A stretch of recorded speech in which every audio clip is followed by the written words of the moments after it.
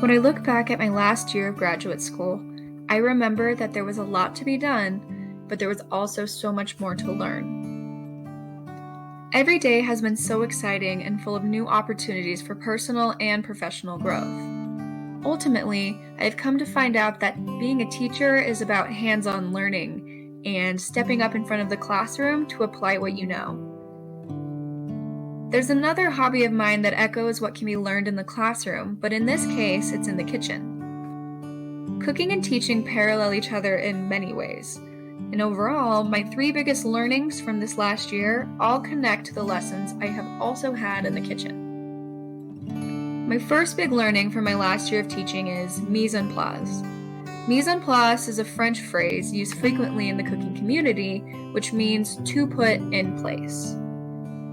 In the kitchen, it refers to all of the preparation needed by an individual to cook with both efficiency and purpose.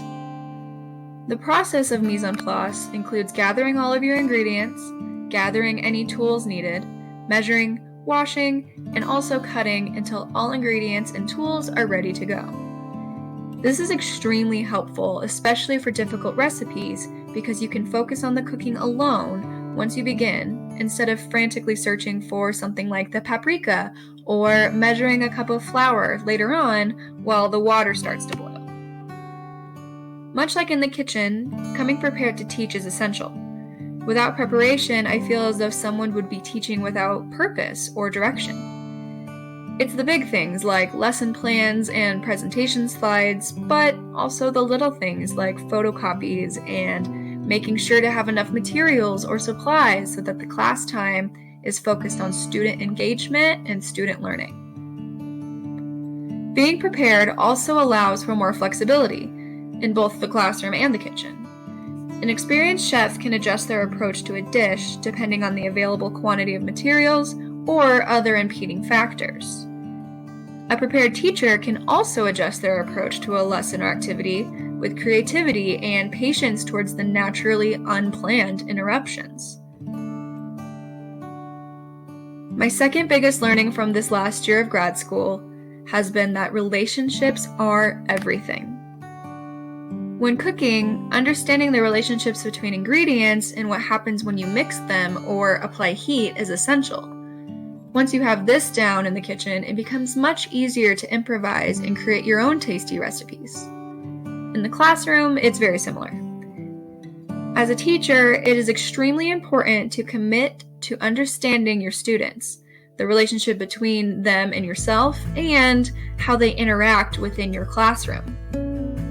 Once you can harness these relationships within the classroom, you can begin to build and create a classroom community that becomes safe and exciting and overall a great learning space for all students to belong in. Any good cook knows that it's fun to explore with flavors and textures in the kitchen. But what these cooks also know is that you must know what to do with the flavors and the ingredients in the kitchen first to be able to create. The same goes for teaching. Any teacher knows how exciting a lesson fueled by curiosity and inquiry could really be, but without being able to mix all of these personalities in the room into an environment where the learners are engaged, ultimately, the batch won't rise. My third biggest learning from this last year of grad school has been patience is key. Most of the time, preparing a recipe is not quick or easy. Depending on the recipe, it may take a few hours to even get the ingredients ready to cook. In extreme cases, some recipes even take a few days to fully come together. Let's think of an example. Picture a chef who is making spaghetti. The noodles have been boiling for a while, but aren't quite done. And the chef needs this pot to boil the tomatoes and start the spaghetti sauce. What does the chef need to do? Do they drain the pasta and hope that the noodles aren't too crunchy?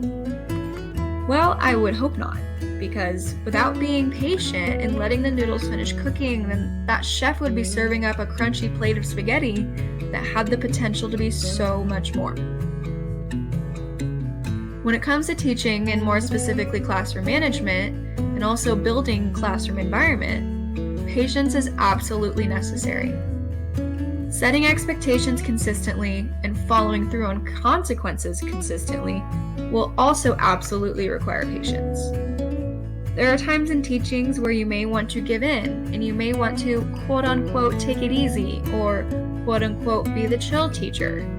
But the best part is that putting in the time and the energy to being patient will result in success. And that means that the effort that was put in to waiting was not even wasted time. It never will be wasted time.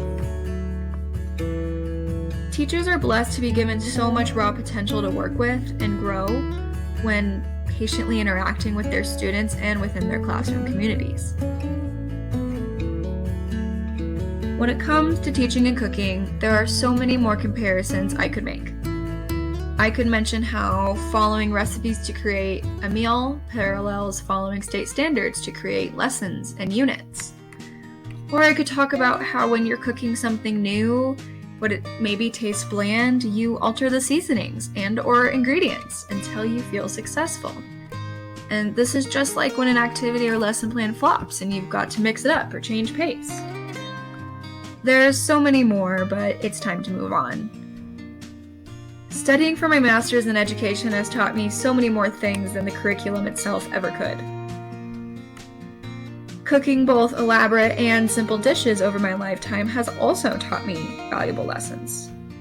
Both teaching and cooking require time, energy, effort, enthusiasm, and grace. What you put into a recipe always affects how it will turn out, and the same goes for teaching. What you put into your practice as an educator and the effort you put into your students as well will dramatically affect the end result of a lesson, a week, or the school year as a whole. In conclusion, you need to be ready to work for what you want, whether behind a stove or in front of the classroom.